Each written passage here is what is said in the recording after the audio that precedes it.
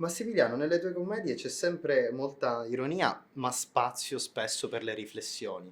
È interessante, quali sono da questo punto di vista i tuoi canoni di riferimento registici? Beh, mi sono formato guardando e apprezzando la commedia all'italiana, i grandi maestri, insomma io in adolescenza e in gioventù sono stato un grosso patito dei film di Monicelli, di Scola, di Risi, però impazzivo per le tematiche, i modi di girare di Elio Petri, di Comencini, insomma ci siamo formati da quel punto di vista, che significa tanto tanto spessore. E poi crescendo i grandi maestri che abbiamo in Italia attualmente, insomma, da Virzì, ma anche i miei colleghi, come ad esempio Paolo Genovese, che è un mio amico carissimo, che stimo tanto. Insomma, io e Edoardo ci siamo formati un po' così. Questo film, secondo me, percorre quella strada. Giovanni, Sara, voi invece che rapporto avete con Halloween? Io poco, sono un uomo del Novecento, un uomo di bosco e quindi con le zucche ho poco da fare, con le streghe, quelle cose lì. Ho altri riferimenti. Sei più pantalone, pulcinella, arlecchino. Sono un po' più quelle robe lì, sì, sì, assolutamente. Tradizionalista. Più tradizionalista, sì, sì, senza ombra di dubbio. Anche io devo dire la verità, non ho proprio mai festeggiato Halloween se non sul set per la prima volta. Però, nonostante, diciamo, ormai negli ultimi anni sia una festa anche molto sentita da tantissimi italiani. Però, a proposito di Halloween, ancora oggi in Italia alcuni giorni di festività hanno questo velo un po' di sacralità. E volevo chiedervi, nel resto del mondo in realtà non è proprio così, o almeno cambia un po' qualcosa. Come la vedete voi questi due binari che sono un po' paralleli tra l'Italia e il resto del mondo? L'Italia e il resto del mondo sono due pianeti diversi. Intanto noi abbiamo il Papa e quindi siamo diversi dal resto del mondo perché abbiamo una cultura di origine cattolica che in qualche modo ci ha modificato il modo di pensare rispetto a tanti altri paesi.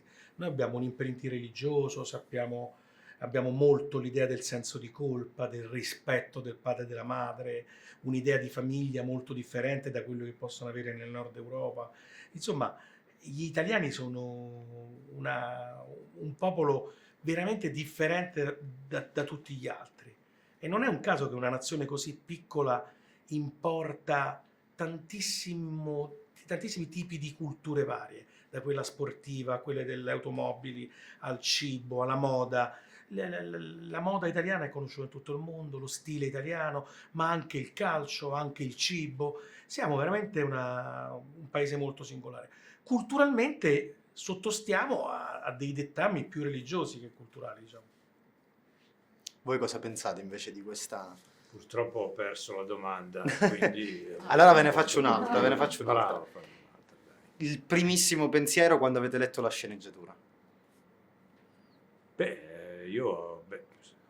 Dì la verità. Devi essere sincero. Allora, prima di tutto ero veramente molto grato a loro di questa possibilità. Poi non avevo mai lavorato con Rocco, quindi mi sarebbe piaciuto molto. Poi c'era questo mito di questo set molto, molto tranquillo e in effetti è stato così, gioioso, e questa cosa non è sempre possibile. Quindi anche la sceneggiatura era molto interessante per il mio personaggio che era cinico e cattivo, quindi subito ho accettato questa cosa. Io ho detto, cavolo, con Rocco e Giovanni Storti. Beh, allora no, guardate, non me la sento. No, non è vero. Ho letto il ruolo di Matilde, è un ruolo molto tosto, nel senso molto... Da attrice ti puoi divertire perché è dura ma nello stesso tempo molto fragile, quindi quando l'ho letto ho detto bene, è una bella sfida, è stata per me un po' un battesimo, no? Ho fatto già altri film, ma questo è il mio film.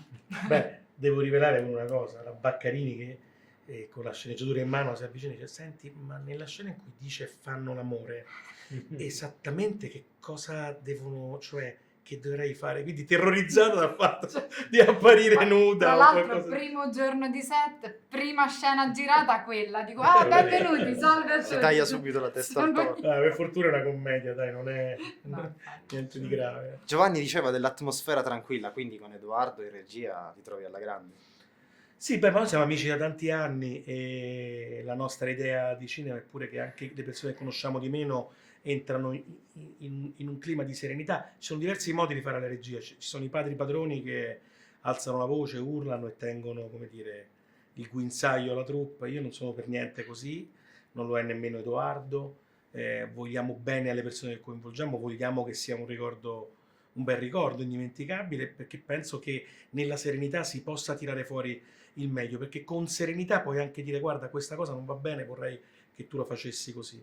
Cioè non c'è bisogno che ci sia il regista che ordina l'attore, ma c'è una collaborazione per cui l'attore ti dà il meglio poi. È vero, sui set di Massimiliano questa cosa è presentissima, cioè tanta serenità, no? Spero.